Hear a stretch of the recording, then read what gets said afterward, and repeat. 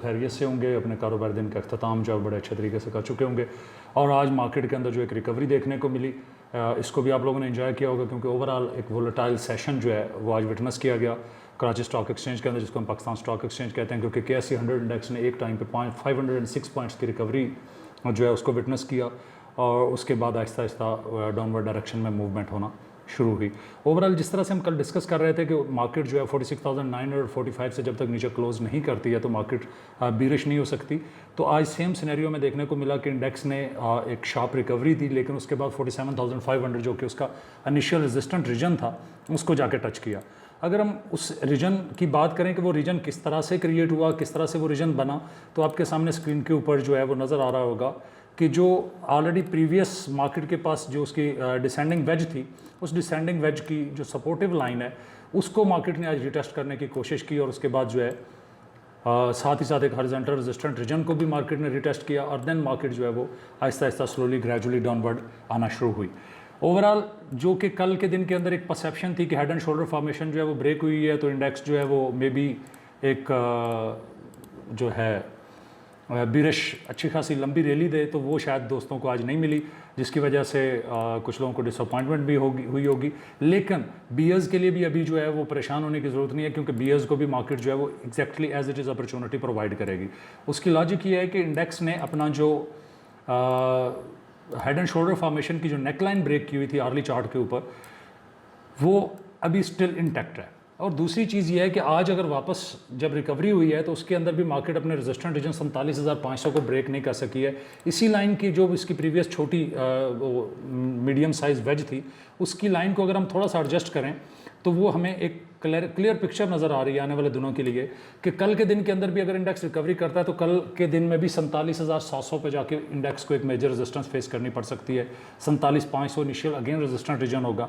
और आज की जो रिकवरी थी, अगर हम इसको देखें कि इस रिकवरी के बाद मार्केट जो है वो गिरना क्यों अगेन शुरू हुई, तो इसके ऊपर एक छोटी सी अगर हम करेक्शन प्लॉट करें तो हमारे पास क्लियर पिक्चर या क्लियर फिगर्स आ जाएंगे कि ओवरऑल इंडेक्स ने जो है वो क्या बिहेवियर शो किया।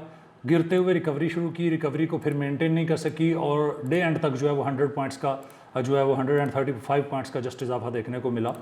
तो वो चीज़ हमारे पास ज़्यादा क्लैरिफाई हो जाएगी कि बेसिकली मार्केट ने जो अपनी प्रीवियस बीरिश रैली थी उसकी करेक्शन को पूरा किया। इस पूरी रैली की करेक्शन को जस्ट इसकी जो है वो 50% करेक्शन को पूरा किया। जस्ट लाइक यहाँ से जब इंडेक्स ने गिरना शुरू किया था तो उसकी ओनली 50% करेक्शन को आज एग्जैक्टली टच किया, और उसके बाद डाउनवर्ड डायरेक्शन में अगेन मोमेंटम जो है वो स्टार्ट हो गया। तो इस वक्त जो मार्केट का करंट सेंटीमेंट है उसके वाले से अगर हम बात करें तो कल के दिन के लिए अगेन अर्ली इंडिकेटर्स जो हैं वो बीरिश साइड पे मूव कर चुके हुए हैं, स्ट्रॉन्ग रेजिस्टेंट रीजन्स ऊपर मौजूद हैं। लेकिन जिस तरह के मैंने कल आप लोगों के साथ डिस्कस किया था कि जब तक मार्केट नीचे 46,900 के रीजन के अंदर जो ये इसकी आपको ग्रीन लाइन नज़र आ रही है, जब तक मार्केट इसको ब्रेक नहीं करती है तब तक मार्केट के पास जो है बीरिश साइड पे मूव करने के चांसेस जो हैं वो इतने ज़्यादा नहीं होंगे। उसकी लॉजिक क्या है कि यहाँ पे इस रीजन से को जब मार्केट ने as a resistant region entertain करना शुरू किया था तो उस वक्त भी इससे ऊपर ब्रेक करने के लिए मार्केट ने टाइम लिया।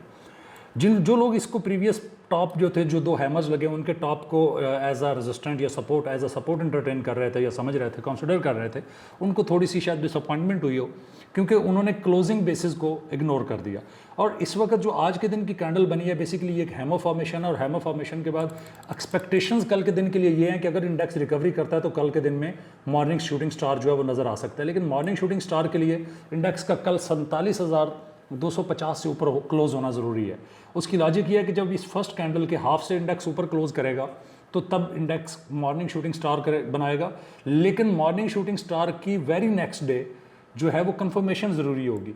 तो ओवरऑल जो हमारा फिगर है 47,500 और 47,700 का, उसका ब्रेकआउट करना ज़रूरी है इस वीक के अंदर, तो तब हम मार्केट को जो है वो रिकवरी फेज़ में देख सकते हैं। अदरवाइज़ मार्केट के अंदर हमें जो है वो डाउनवर्ड डायरेक्शन के अंदर प्रेशर इंक्रीज़ होता हुआ नज़र आएगा।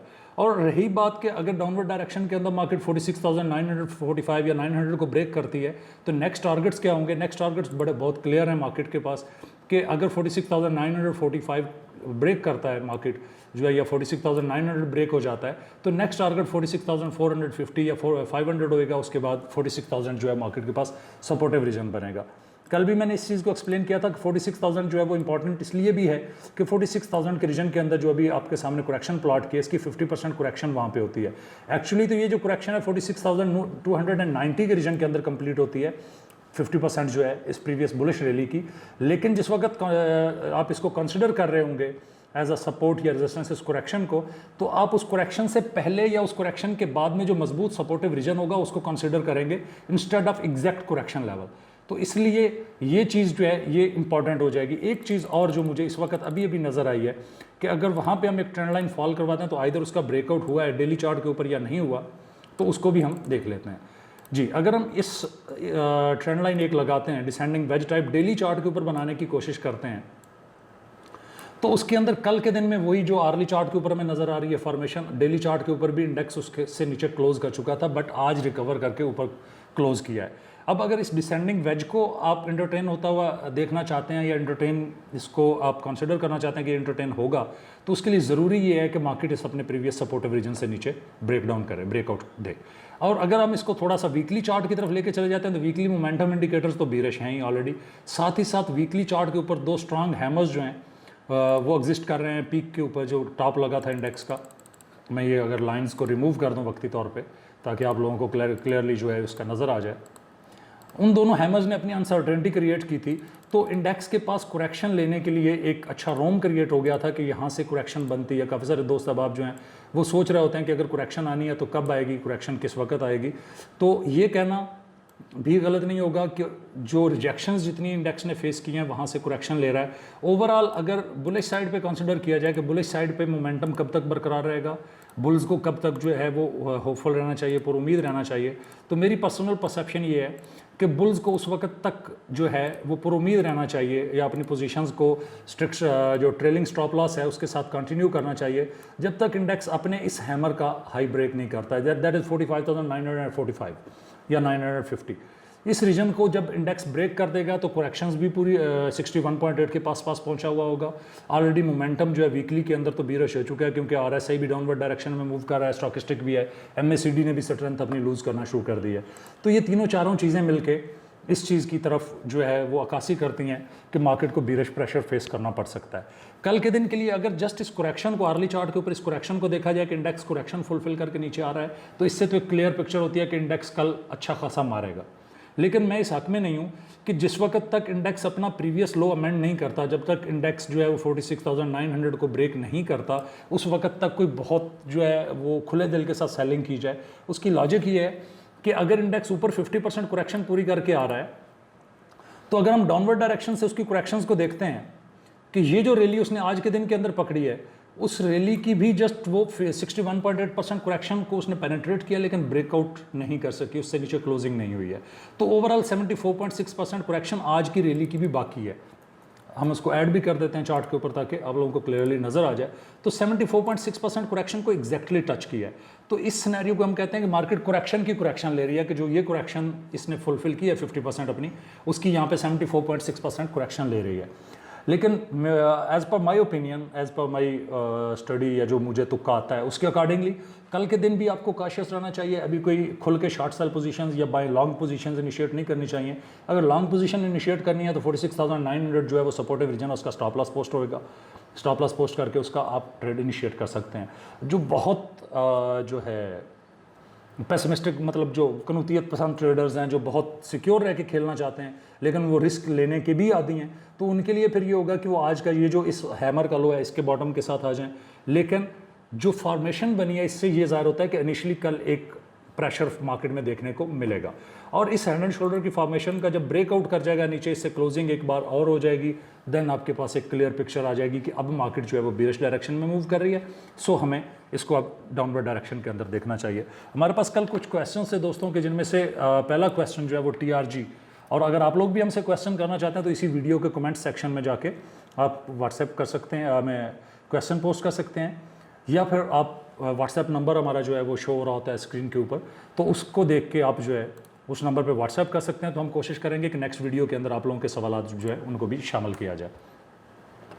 TRG के हवाले से उनका सवाल था कि TRG के हवाले से हमें थोड़ा सा गाइड कर दें कि TRG जो है वो आने वाले दिनों के अंदर ओवरऑल किस तरह की फॉर्मेशन बना रहा है या उसका फ्यूचर आपको क्या नज़र आ रहा है। तो as per my personal perception, अगर हम इसको डेली चार्ट के ऊपर एनालाइज करने की कोशिश करते हैं तो डेली चार्ट के ऊपर ये इसका सपोर्टिव रीजन था। अब इशू ये विंडो चेंज करते ही सेटिंग सारी जो है वो चेंज हो जाती है। बट लेट मी ट्राई कि अगर हम बात करते हैं टीआरजी के चार्ट की, तो टीआरजी के चार्ट के ऊपर टीआरजी ने अपने मेजर सपोर्टिव रीजन जो उसकी ट्रेंड लाइन सपोर्टिव साइड से आ रही थी उसको ब्रेकआउट किया, 55 से नीचे जो पेनिट्रेट किया। बट यहाँ पे अगर हम देखते हैं तो यहाँ पे जो इसकी क्लोजिंग आई थी, बड़ा करके देख लेते हैं, तो जो इसकी क्लोजिंग यहाँ पे आई है वो 158 के ऊपर आई है। मींस 155 से नीचे कोई भी क्लोजिंग नहीं आई है। तो अगर इसको भी उसी वेज वाले खाने में डालें जो कि हम इंडेक्स के ऊपर अप्लाई कर रहे थे, तो इसने अपनी वेज को एंटरटेन किया है, इंस्टेड के उसको ब्रेकआउट करता है, इसने अपनी वेज को एंटरटेन किया है, उसकी पेनिट्रेशन या सपोर्टिव लाइन की, और वहाँ से इंडेक्स ने रिकवरी पकड़ी है। अब अगर हम आने वाले दिनों के अंदर इसके लिए रेजिस्टेंट रीजन्स की बात करते हैं कि कहाँ पे ये रेजिस्टेंस ले सकता है, स्ट्रॉन्ग रेजिस्टेंस इसको कहाँ फेस करनी पड़ेगी, तो इसके पास दो रीजन्स जो हैं वो खातर खा मेजर रेजिस्टेंट रीजन्स के तौर पे सामने आएंगे। इनिशियली जिस तरह आप ये लाइन देख रहे हैं, ट्रेंड लाइन जो है जिसके ऊपर अभी क्लोज नहीं कर पा रहा, और उसके साथ ही साथ एक हॉरिजॉन्टल रेजिस्टेंट रीजन भी जो है वो इसके पास हमें नज़र आएगा।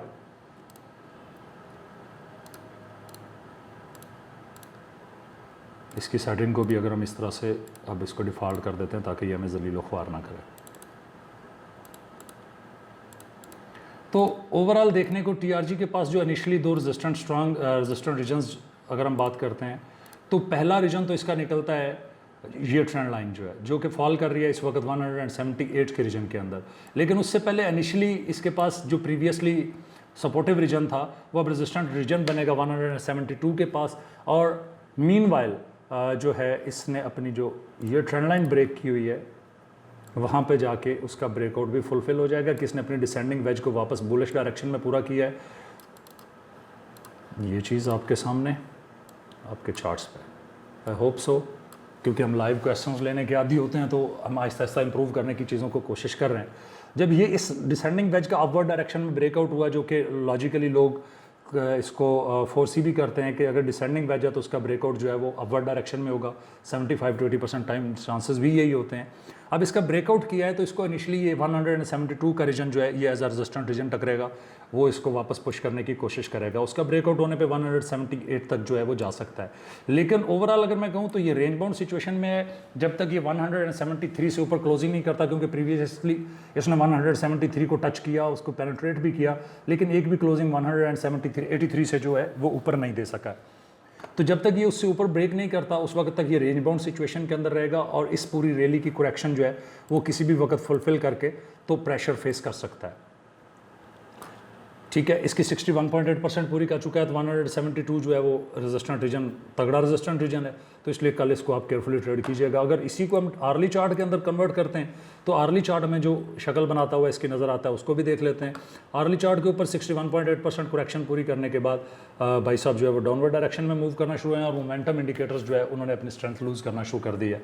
तो एज़ पर माई परसेप्शन अगर ये इसी तरह से अपनी स्ट्रेंथ को लूज़ करते हैं मोमेंटम इंडिकेटर्स जो हैं, और ये डाउनवर्ड डायरेक्शन के अंदर मूव करता है, तो इसके पास जो सपोर्टिव रीजन होगा 164 का होगा। 164 से नीचे स्लाइड करने का मतलब ये है कि भाई साहब जो है वो मज़ीद डाउनवर्ड डायरेक्शन में मूव कर सकते हैं।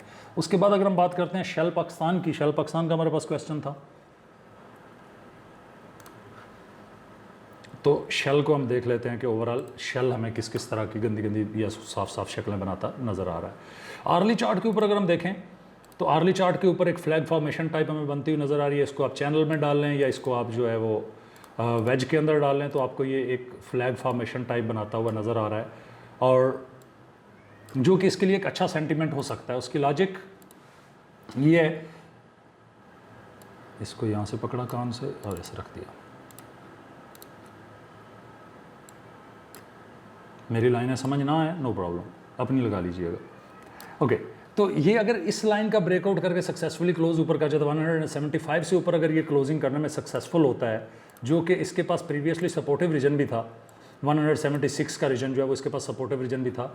तो 175 के बाद 176.83 तक ये टारगेट कर सकता है, लेकिन बुलिश तब होएगा जब ये अपने प्रीवियस इस हाई को अमेंड करेगा 178 को। 178 को ब्रेक करने का मतलब ये होगा कि इसकी शॉर्ट टर्म जो मोमेंटम है वो बुलिश साइड पे कन्वर्ट हो जाएगा।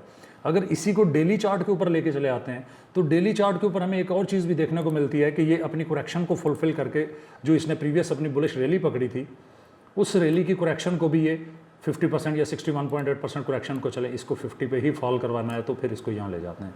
तो ये अपनी 50% करेक्शन जो है उसको फुलफिल करके वापस जो है मूव करने की कोशिश कर रहा है। एज पर माई परसेप्शन पहली बात तो ये है कि इसके अंदर एंट्री तब बनती है जब ये 176.10 को ऑन डेली चार्ट उससे ऊपर क्लोजिंग दे दे। कल के दिन के अंदर 176 रुपये से ऊपर अगर क्लोजिंग देता है तो फिर इसके अंदर जो है वो एंट्री बनती है और टारगेट होएगा 178 का। 178 के बाद ये कम्प्लीटली बुलिश हो जाएगा और उसके बाद इनिशियली ये आपको टारगेट करता हुआ नजर आएगा ये वाला रीजन, दैट इज़ 187। लेकिन अगर ये कल ब्रेकआउट नहीं करता इस वेज का, ये वेज अपने चार्ट्स पे लगा लीजिएगा, अगर ये इस वेज का ब्रेकआउट नहीं करता तो फिर वहाँ पे सिनेरियो जो है इसका चेंज हो जाएगा। उसके बाद जो हमारे पास नेक्स्ट क्वेश्चन था that was about BOP, bank of Punjab. ये रहा हमारे पास बैंक ऑफ पंजाब, और बैंक ऑफ पंजाब के चार्ट के ऊपर, क्योंकि इसके ऊपर मेरे पिछले दिनों कुछ वर्किंग मैंने की थी आई थिंक सो, अगर मेरे पास वो मेरे जहन में हुई तो उसका थोड़ा सा एक ओवरव्यू मैं आप लोगों के साथ शेयर कर दूंगा। डेली चार्ट के ऊपर अगर आप बैंक ऑफ पंजाब को देखते हैं तो बैंक ऑफ पंजाब के पास इनिशियली ये वाला रीजन जो है ये रेजिस्टेंट रीजन है। उसकी लॉजिक ये है कि इसके लिए ये लाइन एक्स की मेजर रेजिस्टेंट रीजन है, लेकिन इससे पहले ये एक ब्रेकआउट देने की कोशिश कर रहा है और अगर उस कोशिश में सक्सेसफुल हुआ तो ये 9.5 रुपये और फिर 9 रुपये 65 पैसे और 10 रुपये तक जा सकता है। और जिसका ब्रेकआउट करने की कोशिश कर रहा है वो ये वाली लाइन है। अगर इस लाइन को ब्रेक करता है that falls around 8 rupees and 65 paisa थी 2-3 दिन पहले। अभी देख लेते हैं कि वो कहाँ पे है इस वक्त। ये लाइन फॉल कर रही है इस वक्त आपके पास 8 रुपये 65 पैसे के रीजन के अंदर ही, 8 रुपये 66 पैसे के रीजन के अंदर ही। अगर इस रीजन को ब्रेक करता है 8 रुपये 65 से 66 पैसे के रीजन को, उससे ऊपर क्लोजिंग करता है तो 9 रुपये 37 पैसे 9 रुपये 65 पैसे तक बैंक ऑफ पंजाब जा सकता है। अदरवाइज करेक्टिव वेव आपको देखने को मिल सकती है और करेक्टिव वेव अगर ये शुरू करता है तो इसके पास जो मेजर सपोर्टिव रीजन होगा वो 8 रुपये का होगा। लेकिन अगर आपको स्टॉप लॉस पोस्ट करना है तो ये जो प्रीवियस इसका लो है जो कि 8 रुपये 13 पैसे 8 रुपये 14 पैसे के पास बनता है, या तो वहाँ हो सकता है या इस रीजन के अंदर 8 रुपये के स्टॉप लॉस के साथ आप इसको लेके चल सकते हैं अगर एग्जिस्टिंग है तो। नई बाइंग के लिए मैं रिकमेंड करूँगा कि एक बार ऊपर 8 रुपये 65 पैसे जो है ब्रेक होने का वेट करें। बहुत सारे दोस्तों को लग रहा होगा कि 8 रुपये 65 पैसे जाके का ब्रेकआउट होने पर ही अगर उसको ख़रीदना है तो अभी क्यों नहीं। वजह यह है कि अभी उसने कोई सच मूवमेंट दिखाई नहीं जो इसको बुलिश साइड की तरफ जो है इंडिकेट करे कि ये बुलिश साइड पे मूव कर सकता है। क्योंकि अभी डबल बॉटम इसका नीचे 8 रुपये 13-14 पैसे के पास बनता है, वहाँ पे एक रिस्क लिया जा सकता है, लेकिन वो फिर 7 रुपये 90 पैसे का स्टॉप लॉस लेना पड़ेगा। अगर 8 रुपये 12-15 पैसे के पास एंट्री लेते हैं तो 7 रुपये 90 पैसे का स्ट्रिक्ट स्टॉप लॉस होगा, तो तब आप उसको लेके आगे चल सकते हैं। अदरवाइज़ जो है आपको इससे अवॉइड करना चाहिए। और 9 रुपये 8 रुपये वही 65-66 पैसे ब्रेक करता है तो फिर आपके पास जो है वो वारे न्यारे हैं, फिर आप इसको जिस तरह से मर्जी ट्रेड कर सकते हैं। और उसके बाद अगर हम बात करते हैं अपनी कमोडिटीज़ आवर फेवरेट आइटम्स, तो उनके हवाले से बात करते हुए हम देख लेते हैं कि हमें ओवरऑल जो है वो कहाँ नज़र आते हैं हमारी जो कमोडिटीज़ हैं। तो सबसे पहले कमोडिटीज़ के अंदर हम गोल्ड को डिस्कस कर लेते हैं। गोल्ड जो है कल के दिन के अंदर अपनी जो मेजर रेजिस्टेंट लाइन फॉल कर रही थी उसकी डिसेंडिंग वेज की उसको ब्रेक नहीं कर सका और उसने डाउनवर्ड डायरेक्शन के अंदर ही अपना मोमेंटम कंटिन्यू किया है।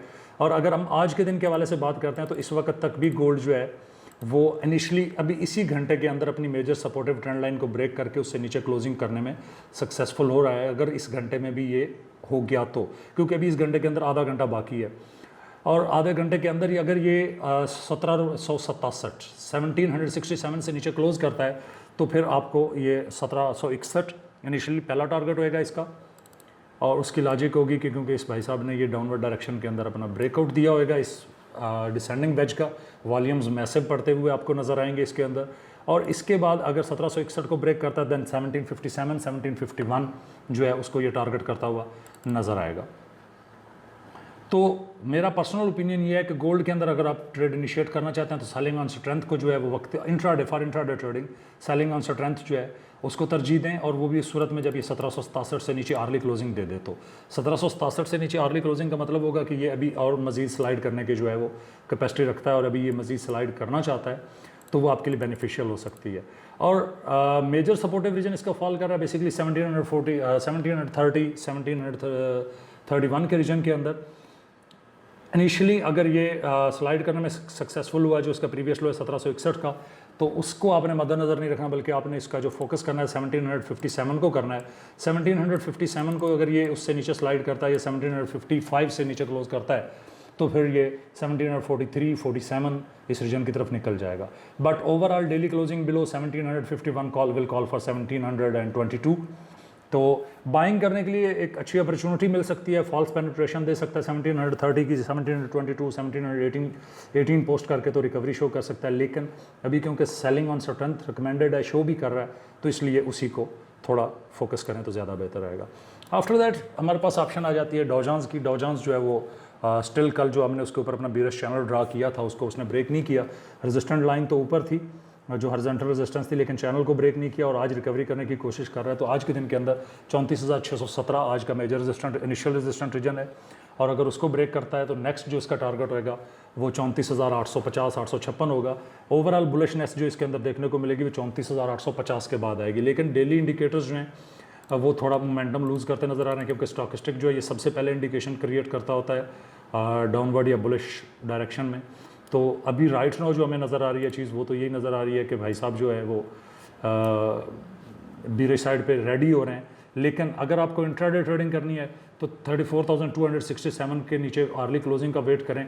उससे नीचे अगर आर्ली क्लोजिंग देता है तो फिर शॉर्ट सेलिंग इनिशिएट करें। और अगर आप बाइंग करने के लिए रेडी होना चाहते हैं फॉर इंट्राडे ट्रेडिंग, तो 34,420 से ऊपर आर्ली क्लोजिंग करने का मतलब ये होगा कि ये बुलिश साइड पे मूव करना शुरू कर देगा और 200 पॉइंट्स का मज़ीद इजाफा आप लोगों को इसके अंदर देखने को मिलेगा। अच्छा, बिटकॉइन के एनालिसिस शेयर करें या ना करें, क्योंकि आजकल बहुत सारे लोग सोशल मीडिया पे बिटकॉइन खेल रहे होते हैं, तो ये ना होना कि वो गुस्सा कर जाएं कि ये हमारी फील्ड में कहाँ से आ गए भाई साहब। तो हाँ, अपने वीडियो जो कमेंट्स हैं अपने फीडबैक के अंदर में बताइएगा कि नेक्स्ट वीडियोस के अंदर हम बिटकॉइन को भी शामिल करें या ना करें। तो उसके बाद जो है हम इसके ऊपर वर्किंग करना शुरू कर देंगे। आप लोगों के लिए बिटकॉइन के एनालिसिस भी जो है वो लेके आना शुरू हो जाएंगे। तो और फीडबैक देने के लिए आप हमें व्हाट्सएप कर सकते हैं, नंबर हमारा स्क्रीन पे शो हो रहा है। उसके साथ साथ आप इन वीडियोस के नीचे जो है वो कमेंट भी कर सकते हैं। और आपका कोई भी सवाल हो किसी कंपनी के हवाले से आप पूछना चाहते हो तो आप एनी टाइम जो है वो पूछ सकते हैं। अभी मेरे जहन में अचानक एक चीज़ आई है, वाई नॉट कोई एक आध कंपनी ऐसी जो चार्ट के ऊपर हमें अच्छी लग रही हो, तो वो आप लोगों के साथ उसके हवाले से कुछ डिस्कशन हो जाए। मैं ढूंढने की कोशिश करता हूँ अगर मुझे मिल गई तो, लेकिन अभी जहन में राइट नो नहीं है। पिछले दिनों एक चीज़ ब्रेकआउट कर रही थी, बीरिश फ्लैग जो है उसका ब्रेकआउट किया था उसने, और ब्रेकआउट के बाद उसने अपनी अपवर्ड डायरेक्शन के अंदर मूवमेंट भी बनाई थी। नहीं, उसने तो टारगेट अपना हिट कर लिया है। अच्छा, टारगेट हिट होने के बाद हाँ एक चीज़ और है, दैट इज़ डॉल। शायद वो बेसिकली मैं अपने पास से कंपनी रिकमेंड नहीं करता होता, तो वीडियो का वो कहते हैं ना पेट भरने के लिए कोशिश करने लगा हूँ कि चलें कोई एक आध जो है उसके ऊपर हम बात कर ही लेते हैं, तो कुछ अच्छा ताकि हो सके। डॉल के हवाले से अगर बात करें तो डॉल जो है 26.48 के रीजन के अंदर ट्रेड हो रहा है। As per my personal perception ये जब तक 2370 या 20 एग्जैक्ट लाइन लगा लेते हैं बजाय तुक्के मारने के, जब तक 23.60 से ऊपर है ट्रेंड जो है वो बुलिश है। 23.60 मतलब आप 25 रुपये 70 पैसे से लेकर 23 रुपये 60 पैसे के दरमियान बाइंग कर सकते हैं। ऑन अ लॉन्ग रन ये बीरिश भाई साहब तब होंगे जब ये 21 रुपये 50 पैसे से नीचे सरक जाएंगे। लेकिन इस वक्त बहुत डेंजरस जोन के अंदर खड़ा हुआ है।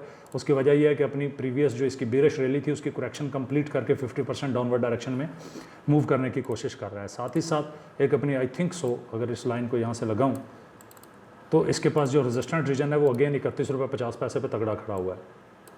तो नेक्स्ट वीडियो में अगर क्वेश्चन ज़्यादा होंगे तो ज़ाहिर सी बात है हम वीडियो को ज़्यादा फोकस कर सकेंगे। अपना बहुत सारा ख्याल रखिएगा, दुआ में याद रखिएगा, और कोशिश करेंगे कि नेक्स्ट वीडियो जो है वो भी इसी वीक के अंदर आप लोगों को कल ही देखने को मिले।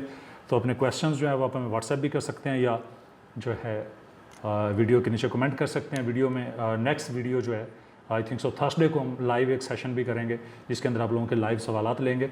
अपना बहुत सारा ख्याल रखिएगा, दुआ में याद रखिएगा। फ़ी अमानिल्लाह, अल्लाह हाफिज़।